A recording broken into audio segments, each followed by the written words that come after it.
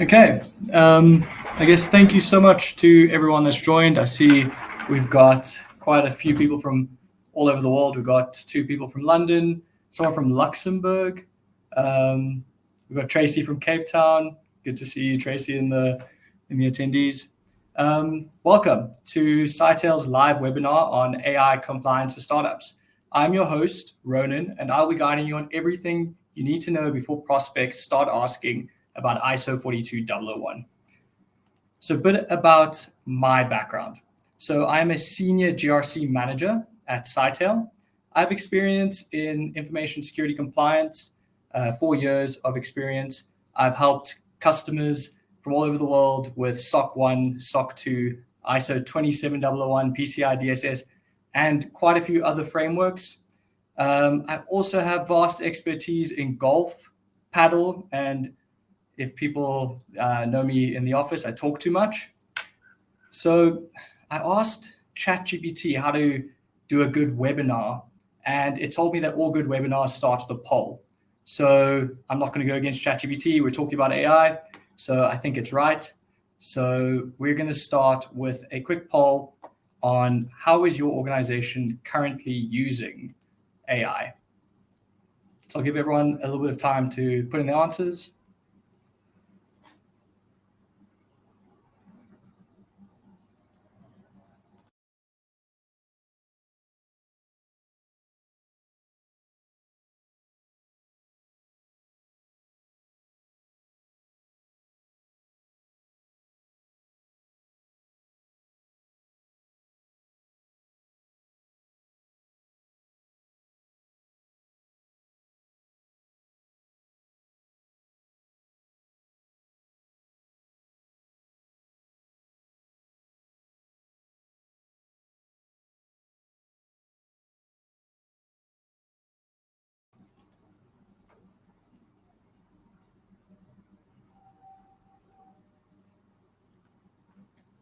Okay, I see quite a few answers coming in.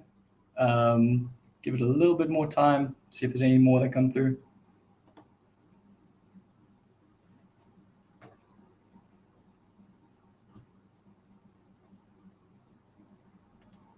Okay, so I'm going to go through and share the results.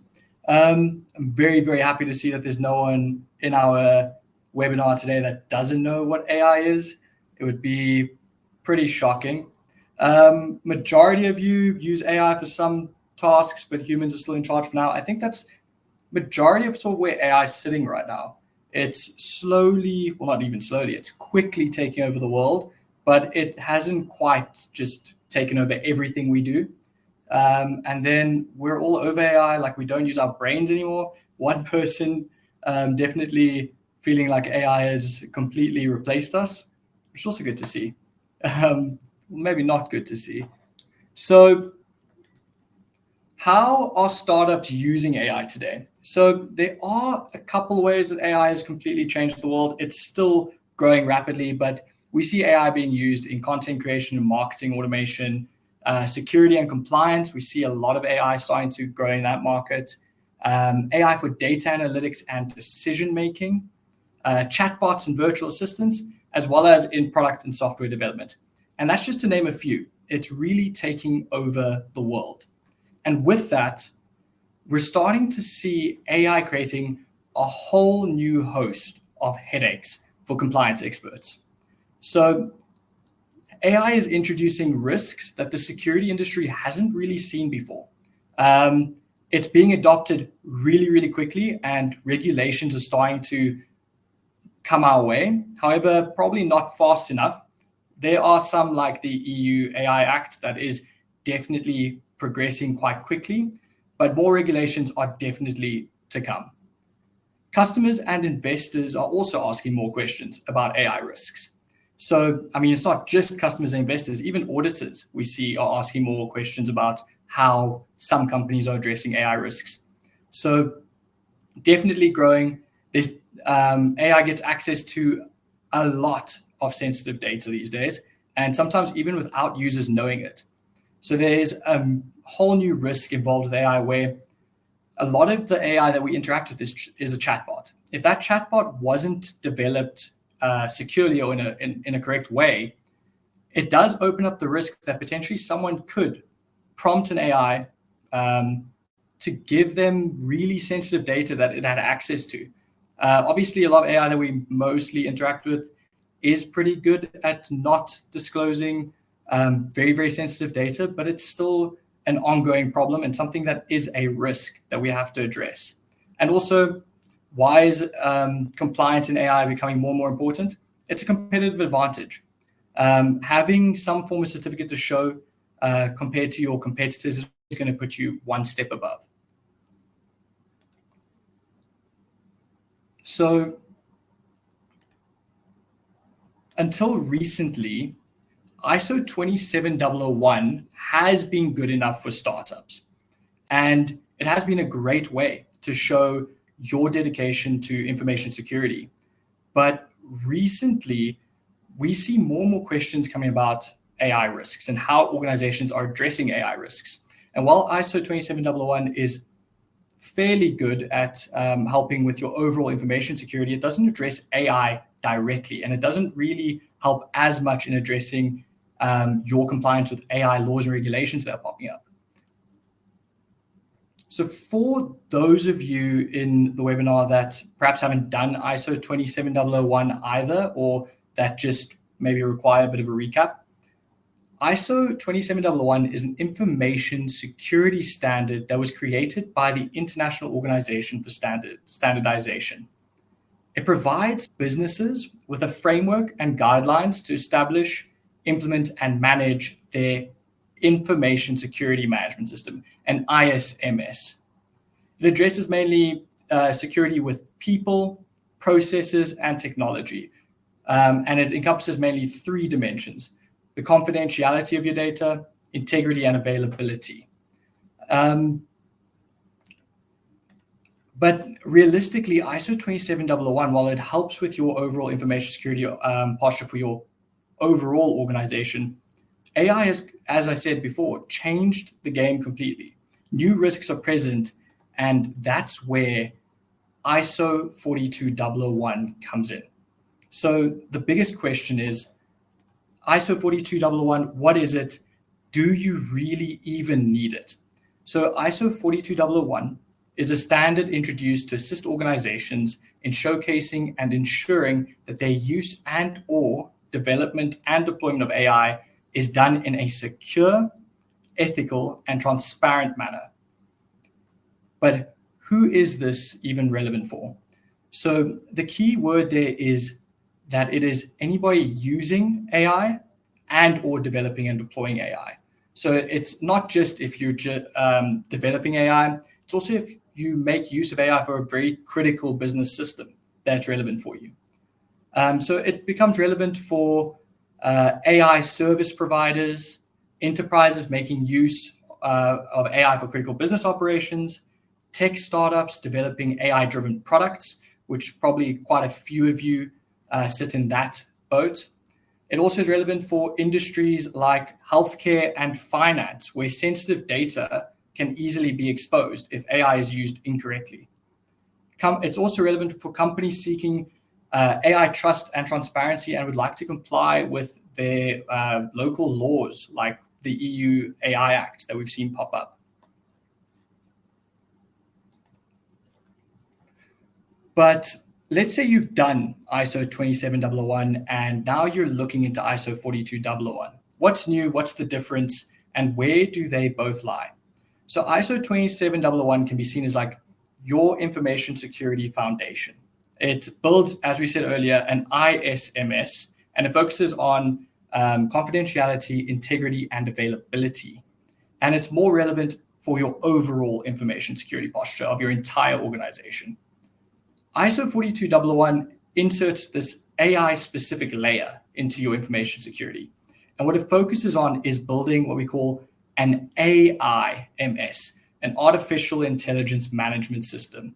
And what it's designed to do is manage AI risks, ethics, transparency, and security within AI. It is more relevant for ensuring compliance with new AI laws than just overall information security posture. So when we look at this, you can see how easily it's they fit sort of together. Your overall information security, if you're a company using AI or developing AI,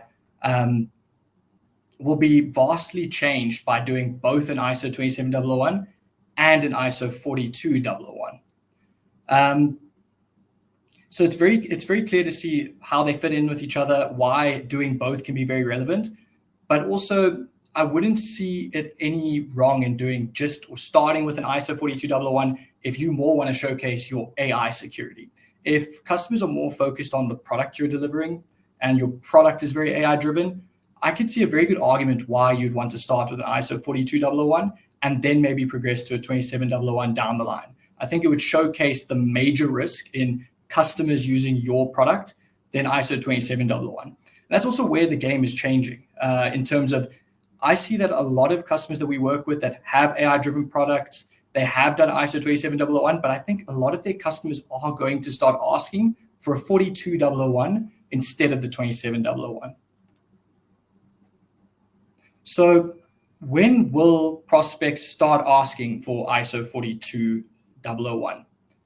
It's a question that I've thought of to myself because realistically, AI is being pushed into every aspect of what we do on a daily basis. But it seems like compliance is lagging a touch behind with how fast AI is growing. From what I can see is I believe it's probably going to happen within the next 12 to 24 months. So anywhere within the next year to the next 2 years, that prospects are going to start prioritizing ISO 42001 for AI-driven companies over ISO 27001. And I mean, why am I saying that? Well, it's based on current market trends and current adoption rates of AI. We're already seeing large enterprises prioritizing AI governance.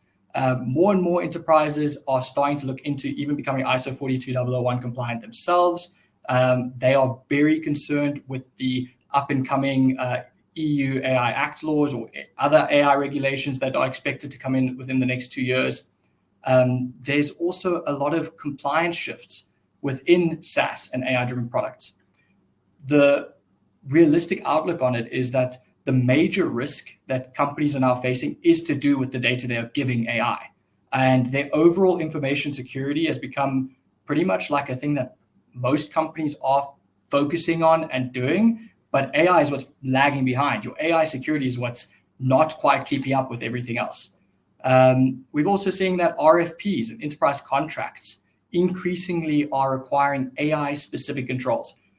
So at Scytale, we also offer a security questionnaire service where we answer security questionnaires for our customers based on controls that we know that they have in place. And something that I've noticed on those security questionnaires is that for our customers that have AI-driven products, the questionnaires actually have questions around how are they developing that AI. It's very AI-specific questions that we didn't see previously. We mostly saw your generic, do you have MFA enabled? What does your network security look like for your cloud environment? And now we're getting questions about, is your AI developed ethically? Does your AI learn off of our data? Those are the questions that we're getting in those questionnaires more and more. So it is definitely changing. Markets are adopting this and they are now aware of the risk. A big thing also that I'm a bit worried about in terms of AI compliance is I think often compliance lags behind in the sense that we are very reactive sometimes. We only put in the controls and we only suddenly look really hard at AI compliance or compliance with any other framework when there's a large data leak. When there's a mainstream news outlet that suddenly reports on an AI data leak that happens, that's when ISO 42001 is probably going to adopt like massive adoption. We're going to see massive adoption within the market, unfortunately, when that happens. And the idea behind getting behind ISO 42001 now is also to try and secure your organization so that it's not you. That's the one that's unfortunately the one that causes that. Moving on to sort of how to leverage ISO 27001 to fast track 42001. So earlier, like I said, ISO 27001 is very, very closely linked to ISO 42001.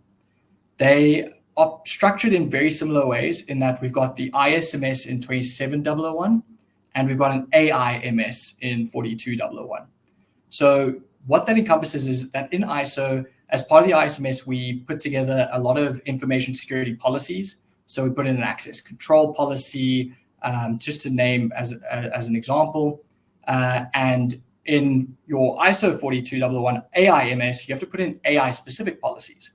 So they're not very far separated. In your ISMS for ISO 27001, we have to do what's called a management review meeting. That still stands for your AIMS for ISO 42001.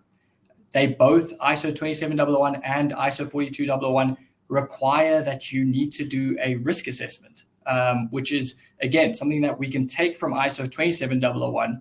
We can leverage that evidence that you've already done, that work you've already done in 27001, make a few adjustments to make it specific to ISO 42001, tweak it a bit, add some AI elements to it, and then you've got a document ready for ISO 42001. So ISO 27001 can be used quite well to fast track your way into ISO 42001 in that we can do the ISMS that we do in ISO 27001. We can pretty much use a lot of that same evidence for our AIMS, and it can form the basis of creating that AIMS that we want to create in ISO 42001. The main difference is that ISO 27001 also has annex controls, so does ISO 42001, the AI framework. Those annex controls are quite different. Not very different. They share a lot of similarities, but they are about quite a few, probably 15 to 20 annex controls potentially that are very similar to ISO 27001, but requires an AI element in it. So there is not a lot of tweaking, but a bit of tweaking that needs to be done. But we can leverage your ISO 27001 and really fast track the ISO 42001. So I have gone through sort of just an overview of what exactly is ISO 42001, how it's similar to ISO 27001, why I believe that it is definitely becoming more and more relevant for the market that we're seeing now. But now I'm curious, what is your current compliance status? Earlier we saw sort of what everyone's overall AI adoption is like, but what is your compliance status currently? Are there any frameworks that you are doing at the moment? Are you doing anything? Just try and pull up the survey. What is your current compliance status? So I'm going to pull up the survey. I'm going to give it a chance for you guys all to answer. What is your current compliance status? What are you compliant with?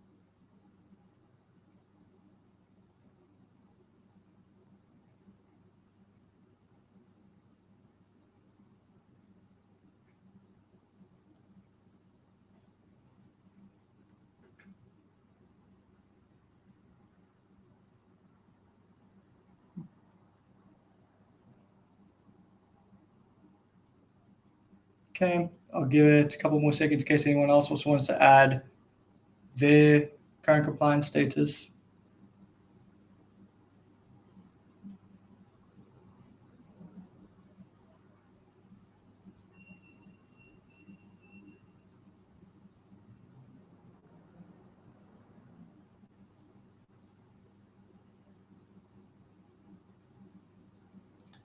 Okay, so I'm going to share the results. Pretty interesting. So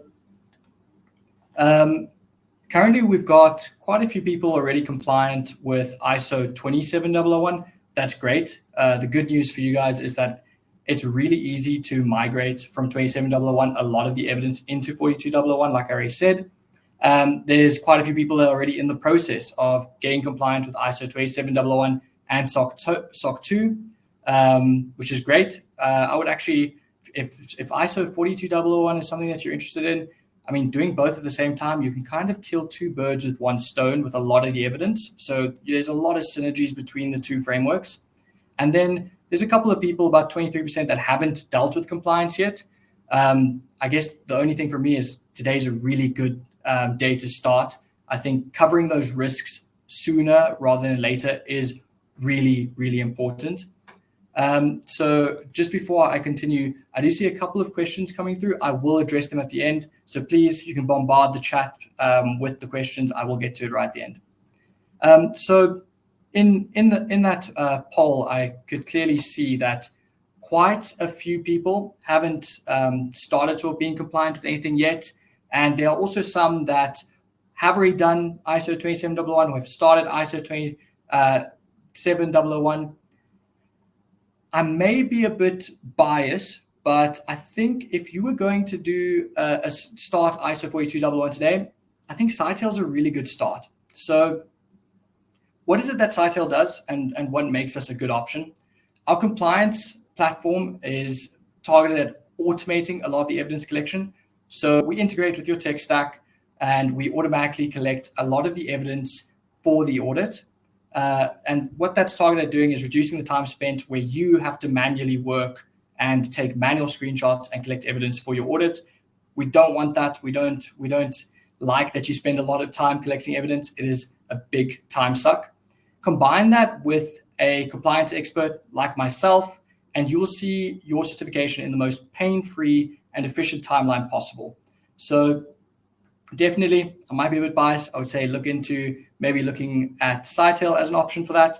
At the top of your screens, there is a book a demo button. If it is something you're interested in, you can click that button and we can obviously schedule a demo, show you the platform.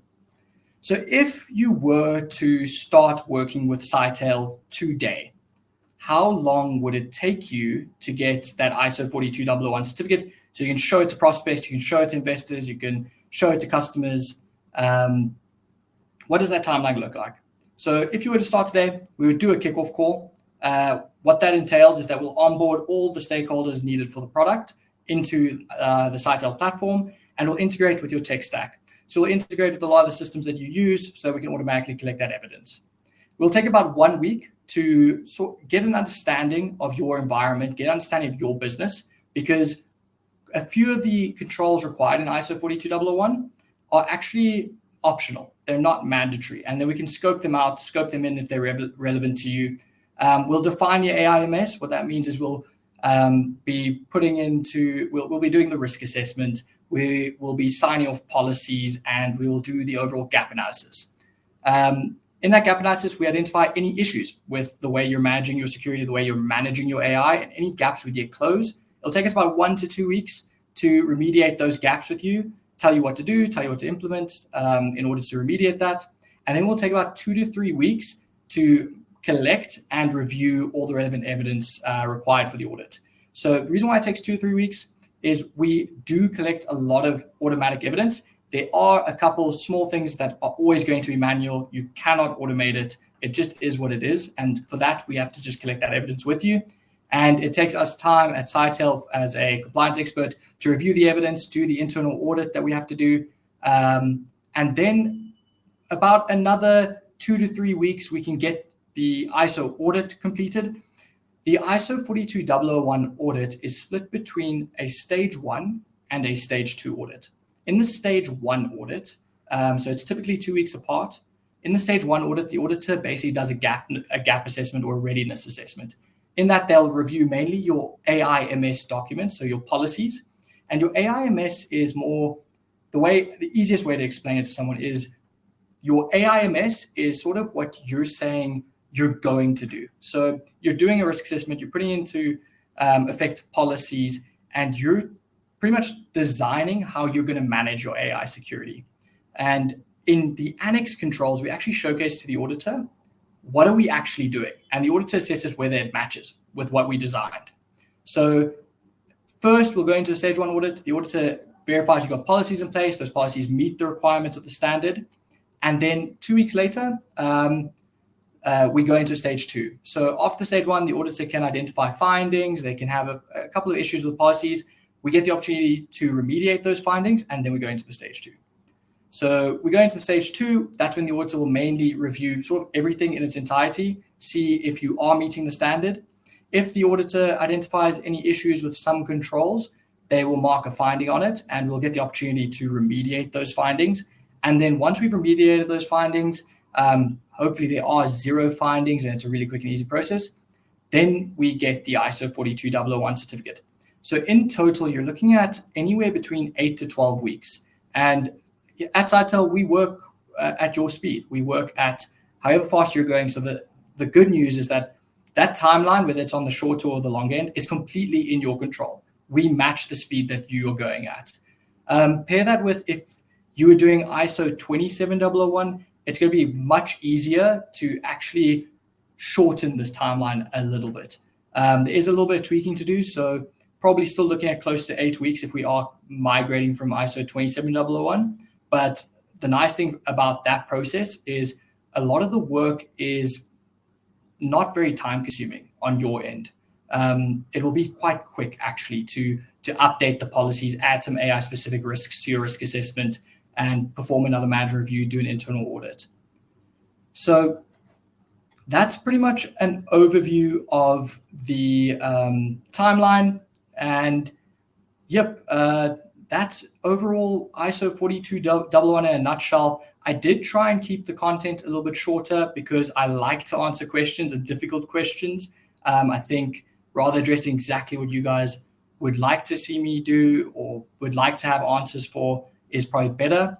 So I guess if you guys have questions, please pop them into the chat and I will address them. So I see a question did come through from Tim. So I'll try and display it. What is the best way to complete SOC 2 Type 2 and 42001? That is a really good question. So didn't really touch much on SOC 2 in this webinar, but the best way to complete SOC 2 Type 2 and 42001, I would say start with the SOC 2 Type 2. And the reason why I say start with the SOC 2 Type 2 is because a lot of the evidence that we collect during SOC 2 Type 2 can be used for the ISO 42001. So you would pretty much start with collecting the evidence for SOC 2 Type 2, close that out because it is evidence that's collected over an audit period. So it's over a period of time. It's not a point in time, sort of like ISO 42001 can sometimes come across as. So we would start with SOC 2 Type 2, and then we would then focus on ISO 42001. But a lot of the evidence that we might need for 42001 would carry over. We would already keep in mind that while we're doing SOC 2 Type 2, that we should probably, when we do your risk assessment, for instance, that does form part of SOC 2 Type 2, that we already address AI risks in that evidence collection phase already. So there's a lot of killing two birds with one stone elements when you do that. But yes, definitely start with SOC 2 Type 2, and some of that evidence will carry over to 42001. But I would refrain from doing the other way around. But ultimately, it also depends what are customers asking from you the most. That's what's going to be the main thing we look at first.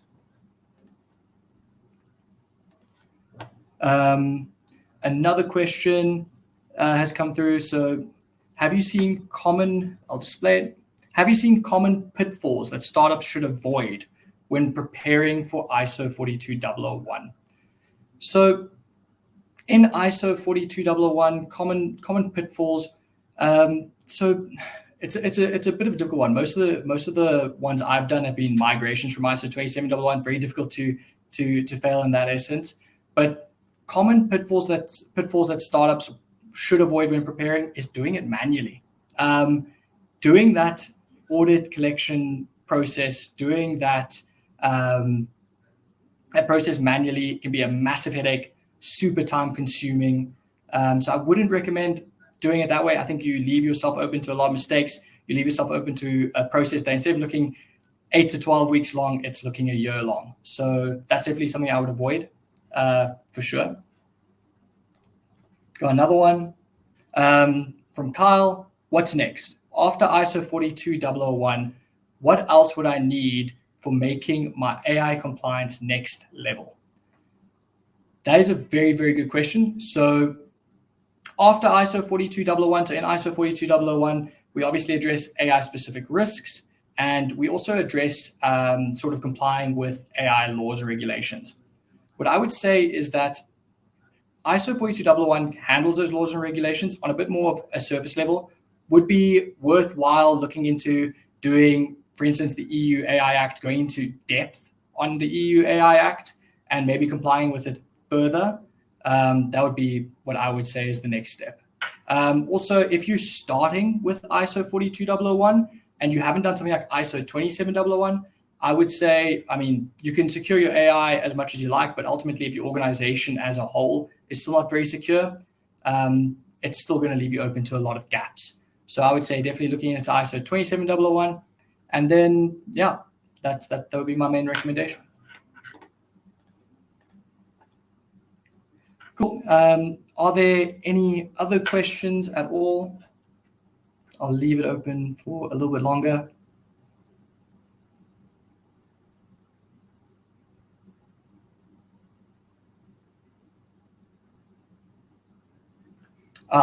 Yes. Thank you, Elizabeth. I see you left one. Let me go through the chat. Okay, so I see your question. So question from Elizabeth. Let me try and bring it up onto the screen.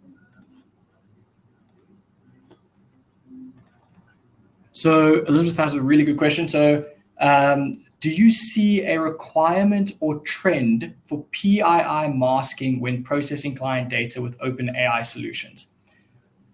So it's a bit of an interesting one. So within ISO 27001, we definitely see a requirement for data masking when PII is involved, even when processing client data with open AI solutions. So it is something that pops up in 27001.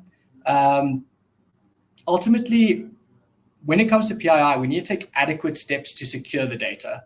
So if you're using something like OpenAI solutions and you're using that to process someone else's PII, it can open, obviously, that PII open to risks of it being exposed inadvertently. So yes, we do see a trend that in general, if you are exposing PII to another vendor or something like that, the ideal scenario is that you are masking that data, but any other steps you're taking to make sure that you're comfortable that it doesn't get exposed definitely always can help. But definitely there's a trend. You should probably be masking that PII before it gets to that vendor, just so that you are safe and secure. Does that answer the question, Elizabeth?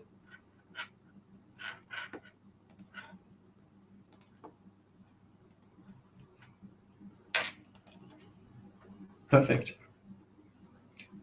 Cool. I'll give one last opportunity for anybody that has any other questions regarding ISO 42001.